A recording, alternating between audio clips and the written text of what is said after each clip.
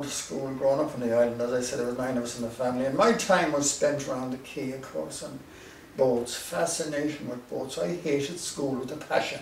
Where was the school located? It was up here on the hill. Up on the hill? Yeah, national school. So there was one school that time, Well, there was 2 schools. That time, yeah. There was 2 schools. Yeah. And where was the other one then? The other one was beside the church. Beside the church. There was 2 teachers in the far and the one at the church. There was 1 teacher here. There was about 40 going to school up here when I was going to school. Can you remember the teacher's name? Miss Haley, what her name was O'Malley. She was a native of the island. Okay. Native of the island. And who was teaching? Her mother was a teacher. Her mother taught my father. Her later down she got married to a lightkeeper, Dick Hayes, and she was a teacher until she was a teacher until she died. And who was teaching in the other school then? There was 2 teachers. There was a Peg Callahan from Clare Morris, and there was a Paddy Golden from Castlebar, and there was various teachers. Now that's going back quite. That's when I started. But they were excellent teachers in those days. But there's a history of teachers going back to for years and years. McGrail's were teachers also on the West School. But who's the last? Who's teaching here now? Who's teaching at the moment is a chap from Killala. Oh God, his name evades me. Okay, sorry. At the moment, I don't. What subjects were you learning then? 2 teachers. What subjects were you learning then? Well, of course, at that time, you see, everything was done through the medium of Irish.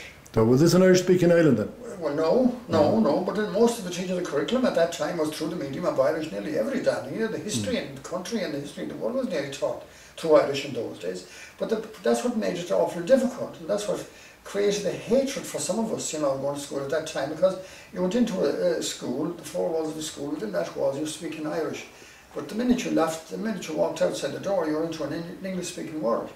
And everything was done, and there was a difficulty in trying to learn everything through the medium of Irish. The only thing that wasn't taught through Irish in the schools was catechism, as far as I remember, and the Bible. But it was difficult in those days. But I was in school until I was 14 years of age, and that was it. And I remember at that time, my dad, we were working. Boating was going strong between the island and the mainland at the time, and there were times when boatmen wouldn't be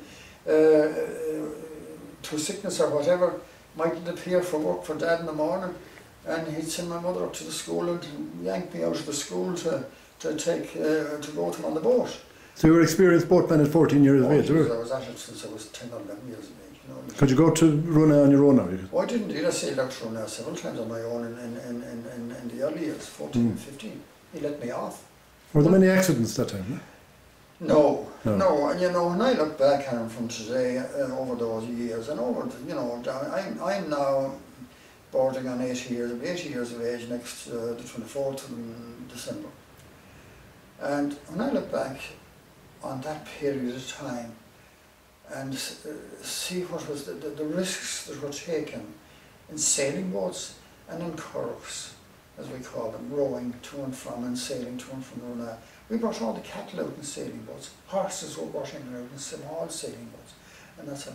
I just wonder how in the name of God we got by without tragedies. There wasn't a solitary tragedy on the island at that time. Now, prior to my arrival into this world, I suppose 90 years ago, 2 young lads from Gorcheen, which is only a 2.5 miles from here, 18 years of age and 21 years of age, went out lifting their pots, and there was an immense amount of fishing done at that time, lobster fishing. Every family in the island was lobster fishing. Everybody had a curragh, and that was what they were using for fishing, in small curraghs. But these 2 young lads went out fishing, and they lifted their pots, and they were lifting pots in conditions that weren't too good at the time, and obviously they weren't aware of swell developing, the Atlantic swell developing, and they got caught near a breaker where this wave just combed in on top of them, smashed the curragh underneath them, and the 2 lads were drowned.